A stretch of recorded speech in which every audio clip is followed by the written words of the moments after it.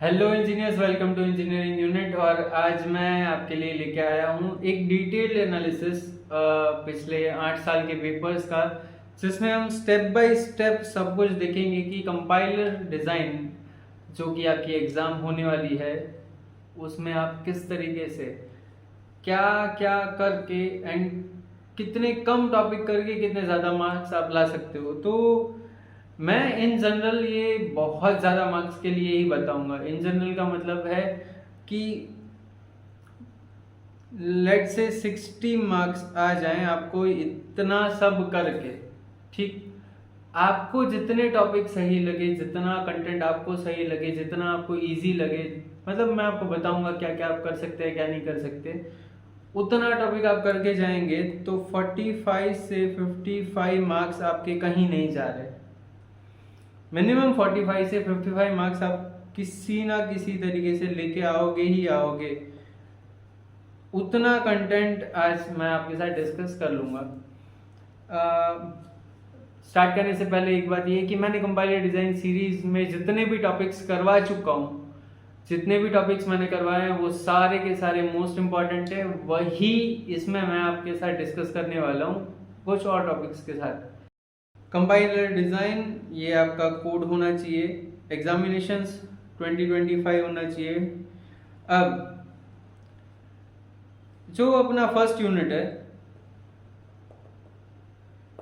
Unit 1 से क्या क्या आपको इम्पोर्टेंट चीज़ें पूछी जा सकती है। फेजेस ऑफ कंपाइलर, ठीक है, ये आपको प्लेलिस्ट में मिल जाएगा। Phases of compiler, cousins of compiler, token, lexeme, pattern का डेफिनेशन, ये 4 मार्क्स का क्वेश्चन होता है। सॉरी, हाँ, 3 से 4 मार्क्स का क्वेश्चन होता है। एंड इसमें क्या है, 4 बार अभी तक आ चुका है। कितने पेपर्स में से? 6 से 7 पेपर में से ये चीज़ 4 बार आ चुकी है। मैंने टोटल पेपर 7 निकाले थे एंड सातों को मैंने एनालिसिस करके ये डेटा बनाया है। उसके अकॉर्डिंग 7 बार तो आ ही गया है। 7 पेपर्स में से 4 बार तो आ ही गया है। डेफिनेशन एंड इसकी एप्लीकेशन इतनी नहीं पूछी जाएगी, मोस्ट ऑफ आपको डेफिनेशन ही पूछी जाएगी। तो बेस्ट यही रहेगा कि आप डेफिनेशंस पे ज़्यादा ध्यान दें एंड टेक्निकल डेफिनेशंस पे और ज़्यादा ध्यान दें, क्योंकि वही आपको मार्क्स दिलाएगी। इनपुट बफरिंग 6 बार पूछा जा चुका है 7 पेपर में से, तो मोस्ट प्रोबेबली अभी भी पूछा जाएगा। एंड ये कितने मार्क्स में पूछा जाता है? 4 मार्क्स में पूछा जाता है मैक्सिमम टाइम। 3 मार्क्स में 1 बार पूछा गया है और 4 मार्क्स में 5 बार। तो इसका मतलब है कि ये आपके लिए इम्पोर्टेंट टॉपिक बन जाता है, जिससे डायरेक्ट आपको 4 मार्क्स मिलने की संभावना बढ़ जाती है। एक्सप्रेशन टू फाइनाइट ऑटोमेटा का कन्वर्जन, ये 7 मार्क्स में सब क्वेश्चन पेपर्स में है। मैंने ये टॉपिक कवर नहीं किया है क्योंकि ये टॉपिक पिछले सब्जेक्ट का टॉपिक है जो लास्ट ईयर आप पढ़ चुके हो। तो आई होप आप ये खुद से कर लोगे। नया जो कुछ भी है उतना मैंने करवाने की पूरी कोशिश की है। कंस्ट्रक्शन करना है, एल्गोरिदम लिखना है, या फिर एप्लीकेशन के बारे में डिस्कस करना है कि एप्लीकेशन कौन कौन सी इसमें है। रेगुलर एक्सप्रेशन ये बहुत इजी है, 3 बार पूछा गया है। इट्स लाइक कि आपको 3 मतलब क्वेश्चन 2A इसमें 1 2 3 इस तरीके से आपको दे दिया जाएगा एंड यहाँ पे 3 डेफिनेशन दी गई होगी, ठीक है। इसके अकॉर्डिंग आपको 3 एक्सप्रेशन बनानी है जिससे आपको 3 मार्क्स मिलेंगे। अगर आपके ये पुराने सब्जेक्ट के कंसेप्ट ज़्यादा अच्छे नहीं हैं तो आई टोटली रिकमेंड कि इन चीज़ों को आप भूल जाओ, इस चीज़ को आप मत देखो, इसको नज़रअंदाज कर दो। 7 मार्क्स आपके जा रहे हैं, इट्स ओके। आगे आपको थियोरी टॉपिक्स ऐसे मिल जाएंगे जिसमें आप मार्क्स जल्दी ले पाओगे। इतना टाइम आपके पास नहीं है कि ये चीज़ आप कर सको, उतना टाइम भी तो होना चाहिए कि ये चीज़ आप पूरी की पूरी कवर कर सको, कि सारे के सारे आपको क्वेश्चन समझ में आ जाए। आप सारे क्वेश्चन, जो एक्सेप्शंस वाले क्वेश्चंस हैं वो ज़्यादा ट्रिकी रहते हैं एंड वो भी आप ढंग से कर पाओ कम समय में, इतना ये पॉसिबल नहीं है, इतना इजी टॉपिक नहीं है, तो you can throw it. Regular expression एक इजी टॉपिक है, इस पे आप थोड़ा सा ध्यान दे सकते हो, बट थ्योरी ही करनी है तो आगे भी आपको क्वेश्चंस मिलेंगे। एग्जाम्पल क्वेश्चंस यहाँ पे लिखे हैं, ये पूरी की पूरी पीडीएफ आपको मिल जाएगी। कजिन्स ऑफ कंपाइलर की भी देखो, direct role of linker, loader, processor, preprocessor, ये आपको मिल जाएगा। कहाँ मिल जाएगा? मेरी प्लेलिस्ट में आपको मिल जाएगा। Cousins of compiler in detail मिल जाएगा। Transition diagram, relational operator, explain role of assembler, linker, loader and preprocessor. 7 marks का क्वेश्चन है, इसका आधा तो आपको आ ही जाएगा, 3 मार्क्स तो आपके आ ही जाएंगे इसमें भी। Differentiate the following terms, interpreter and compiler, ये 3 मार्क्स का question.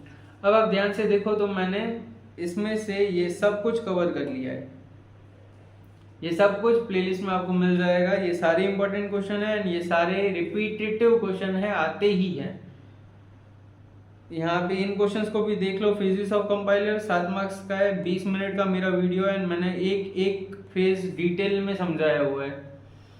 Explain input output action perform by each phase with example, ये मतलब ये दोनों क्वेश्चन सेम ही हुए। विथ एग्जांपल में आपको एग्जांपल भी देना पड़ेगा कि क्या निकल के आता है कौन से फेज में से। फिर है explain language dependent and machine independent phrases. 2 phase होते हैं, एक मशीन डिपेंडेंट होता है, एक मशीन इंडिपेंडेंट होता है। सब कुछ 20 मिनट के वीडियो में सब कुछ डिटेल में एक एक पॉइंट के साथ समझाया गया है। एक बार आप देखोगे आपको समझ में आ जाएगा। लेक्सिकल एनालिसिस में से लेक्सीम टोकन पैटर्न, 3 मार्क्स का क्वेश्चन, वेरी इंपॉर्टेंट, हर बार पूछा गया है एंड मैंने ये चीज़ वीडियो में भी बताई है। सी हर एक पेपर में ये टोकन लेक्सीम पैटर्न दिया ही गया है। ये एक इम्पॉर्टेंट क्वेश्चन है, आपको आएगा ही आएगा। प्लेलिस्ट में आप प्लीज सर्च करिए और ये टॉपिक जरूर से देखें। इनपुट बफरिंग टेक्निक्स क्या होता है, एक्सप्लेन बफरिंग की मेथड्स, टेक्निक्स, सब किस चीज़ के लिए यूज होता है, ये सब कुछ आपको डिटेल में समझाया जा चुका है। अब regular expression and finite automata, ये मैं पूरा पार्ट स्किप करूंगा क्योंकि ये मैं नहीं करवाया हूँ, ना मैं करवाने वाला हूँ। अब सिंटैक्स एनालिसिस यूनिट 2 ये होना चाहिए।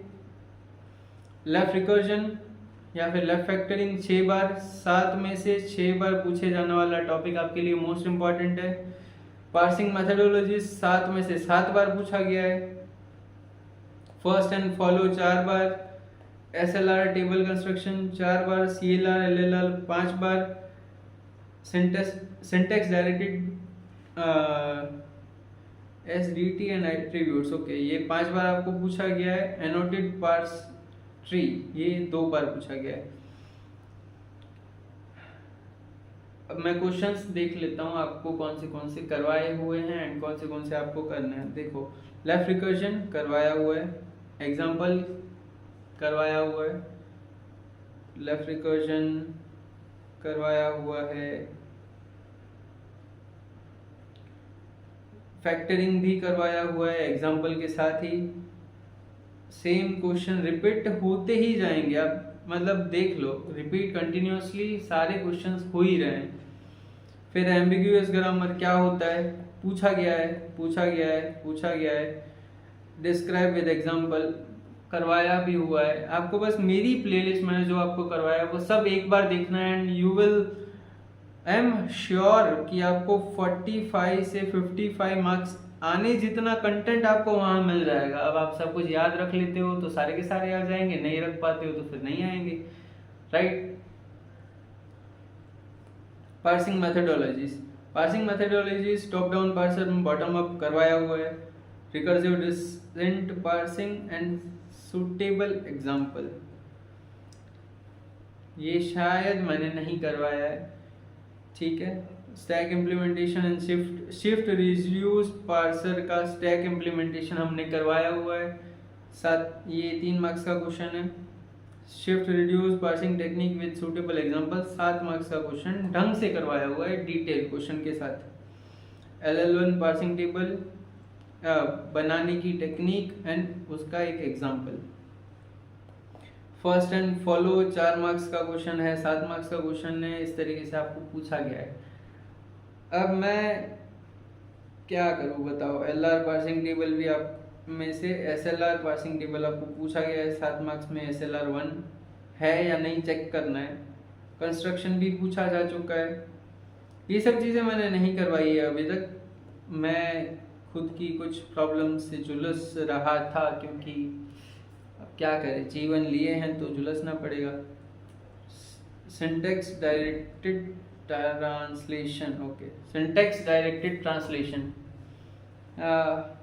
इसमें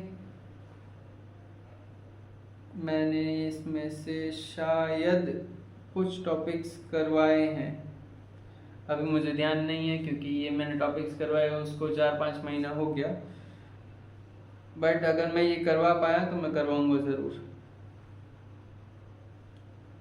चलो, इंटरमीडिएट रिप्रेजेंटेशन, ठीक है, ये 3 एड्रेस कोड पे ही बना है, 3 एड्रेस कोड, बस 3 एड्रेस कोड के 4 वेरिएंट आपने कर लिए तो आपको 7 मार्क्स मिल जाएंगे विथ एग्जाम्पल।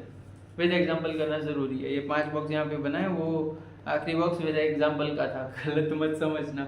चलो, 3 एड्रेस रिप्रेजेंटेशन 7 में से 7 बार, मतलब हर बार पूछा ही जाएगा एंड 7 मार्क्स में ही पूछा जाएगा। 4 मार्क्स में 2 बार है, पर उसको ज़्यादा ध्यान मत दो, आपके पेपर में 7 मार्क्स में ही आएगा, यही एक्सपेक्ट करो। एक्टिवेशन रिकॉर्ड मैं करवा रखा हूँ, 7 मार्क्स का क्वेश्चन आज 7 बार आ चुका है, 7 पेपर में, हर एक पेपर में होता है 7 मार्क्स का क्वेश्चन होता है, या फिर 4 मार्क्स का होता है, या फिर 3 मार्क्स का होता है। पर मोस्ट ऑफ द, इसमें प्रॉब्लम ये है कि एक्टिवेशन रिकॉर्ड्स बहुत लंबा क्वेश्चन है, 3-4 पेज, आप 3 पेज आपके मिनिमम भर ही जाएंगे, तो आई डोंट थिंक कि आपको 3 मार्क्स का क्वेश्चन मिलेगा। अगर 3 मार्क्स का क्वेश्चन मिले भी तो आपको 3 मार्क्स के क्वेश्चन में उतना ज़्यादा लिखने की ज़रूरत नहीं है जितना मैंने वीडियो में बताया है, पर अगर 7 मार्क्स का आ गया तो पढ़ना ज़रूरी है। स्टोरेज एलोकेशन मैंने करवा रखा है, 7 में से 5 बार पूछा गया है, 3 से 4 मार्क्स में पूछा जाता है। अब बताओ मैं आपके लिए क्या करूं। 1 शॉट में बना सकता हूं, बस मेरे को वो मोटिवेशन नहीं मिल रहा कि मैं आपके लिए 1 शॉट प्रिपेयर कर सकूं। हाँ, शायद इससे मिल जाए। अरे रुक जाओ, कर भी दिया क्या? नहीं, मजाक कर रहा था। मैं नहीं कर पाऊंगा, एंड कर पाएंगे तो फिर देखेंगे। एरर रिकवरी 5 बार पूछा जा चुका है, या तो एरर रिकवरी पूछा जाता है या एरर रिकवरी के मेथड्स पूछे जाते हैं। दो ही मैंने बनाए हैं। इस यूनिट पे मैंने 2 ही वीडियो बनाए हैं, दोनों क्वेश्चन वही हैं जो हर बार पेपर में आते हैं। थ्योरी एक्सप्लेनेशन, अब सिंटेक्स ट्री, ये 3 बार पूछा गया है। सिंटेक्स ट्री बनाना, कि बना के दिखाओ, कंस्ट्रक्शन पूछा गया है, ठीक है, पर उस पर इतना ध्यान मत दो। 3 ही बार पूछा गया है 7 पेपर में से। अगर 4 बार भी पूछा गया होता तो मैं बोलता इंपॉर्टेंट है, कर लो, पर उतना ज़्यादा इंपॉर्टेंट नहीं है। अगर आप ज़्यादा स्कोर करने की चाह में हो तो इंपॉर्टेंट तो है। ये क्वाड्रपल, ट्रिपल, इनडायरेक्ट ट्रिपल, ये मैंने आपको बता दिया।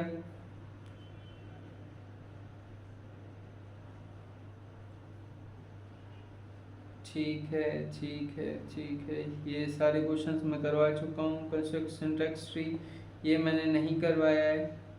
DAG फॉर ये एक्सप्रेशन वाला मैंने शायद करवाया है, शायद नहीं करवाया। इजी टॉपिक है, आप पढ़ लोगे, आपसे हो जाएगा। इसमें ज़्यादा देखने की चीज़ें नहीं है। फॉर एक्सप्रेशन वाला क्वेश्चन आए तो 3 मार्क्स का, ठीक है। फिर है रन टाइम एनवायरनमेंट। अब इसमें एक्टिवेशन रिकॉर्ड्स पूछे जाते हैं, 3 मार्क्स, 4 मार्क्स, ये मैंने आपको करवा दिए एंड मैंने अभी इसमें बता भी दिया। तो इन सब चीज़ों को ज़्यादा देखना ज़रूरी नहीं है। चलो, पैनिक मोड क्या होता है, parse level error recovery techniques क्या होती है, एरर रिकवरी की टेक्निक्स क्या होती है मैंने आपको करवा दिया। स्ट्रेटेजीज कौन सी होती है वो भी मैंने करवा दिया है। And briefly explain. 7 मार्क्स का ये जो क्वेश्चन है उसमें इन दोनों चीज़ों को मिक्स करके लिख दोगे तो भी आपको अच्छे खासे मार्क्स आ जाएंगे। खत्म हो गया? नहीं, कहाँ खत्म होगा। कोड ऑप्टिमाइजेशन टेक्निक्स बाकी है। कोड ऑप्टिमाइजेशन की टेक्निक्स 5 बार पूछी गई है। इश्यूज इन कोड जनरेशन 6 बार पूछा गया है। Basic blocks and flow graph 4 बार पूछा गया है। पीप होल ऑप्टिमाइजेशन 3 बार। देखो पीप होल ऑप्टिमाइजेशन इंपॉर्टेंट है, अच्छा टॉपिक है, ये आपको करना ही चाहिए। आने की संभावना इसकी ज़्यादा है। ये इंपॉर्टेंट टॉपिक्स में से एक है, बहुत ज़्यादा इंपॉर्टेंट है। कोड ठीक है, ये पूछा नहीं गया पर ये इंपॉर्टेंट है, मैं बोल रहा हूँ, मान लो। कोड ऑप्टिमाइजेशन टेक्निक्स 5 बार पूछा गया है, जिसमें थ्योरी एग्जाम्पल बेस्ड होता है, एक्सप्लेनेशन करना होता है, simple. And her bar 7 marks का क्वेश्चन है, ये ज़्यादा इंपॉर्टेंट है। क्वेश्चंस देख लेते हैं। 4 code optimisation techniques, 4 code optimisation की टेक्निक्स बताओ इन डिटेल। 7 मार्क्स का क्वेश्चन है, 3 ढंग से बता दो 7 मार्क्स के क्वेश्चन में, तो 3 या 4 करके ही जाना। पीपल ऑप्टिमाइजेशन 7 मार्क्स में पूछा जाता है, इंपॉर्टेंट है, मैं बता रहा हूँ, करके जाओ। बेसिक ब्लॉक्स, फ्लो ग्राफ क्या होता है, सूटेबल एग्जांपल से बताओ। बेसिक ब्लॉक क्या होता है बताओ, वही बेसिक ब्लॉक विद एग्जांपल कर लोगे यार, इजी है, इतना हार्ड नहीं है। हाँ, आगे जिंदगी जितना हार्ड होने वाली है उतना तो इसमें कुछ हार्ड नहीं है। अब code generation, design of a code generator, issues in design of code generator करवा दिया है। वेरियस ये सारे सब करवा दिया है। इश्यूज इन कोड जनरेटर मैंने करवा दिया है, आपके लिए ज़्यादा दुख की बात नहीं है। चलो तो यहाँ पे ख़त्म करते हैं। एंड ये जो पीडीएफ है इसके साथ थोड़ा सा और स्पाइसी मटेरियल भी है, जो है स्ट्रेटजीज, इनसाइट्स, कंक्लूडिंग रिकमेंडेशंस की क्या क्या मैं आपको रिकमेंड करूँगा कि क्या आपको पढ़ना चाहिए। तो अभी तक हमने क्या सब कुछ कर लिया, कुछ बाकी नहीं है। पेपर किस तरीके से अटेम्प्ट करना है, कितना लिखना है, कैसे लिखना है, कौन कौन से क्वेश्चंस आएंगे, एंड जितने क्वेश्चंस आएंगे वो सारे के सारे मैंने करवा दिए हैं। इसमें ढंग से लिखा नहीं जा रहा, दूसरा नोटपैड दिलाना पड़ेगा, पर मैंने सब कुछ करवा दिया है। आप आराम से पढ़ सकते हो, उसमें से सारे इंपॉर्टेंट टॉपिक्स वहीं से आपको मिल ही जाएंगे, कुछ भी छूटेगा नहीं। और बस बाकी सब बेस्ट। तो फिर मिलते हैं अगले वीडियो में, जिसमें शायद आपका कोई और सब्जेक्ट का पेपर हो।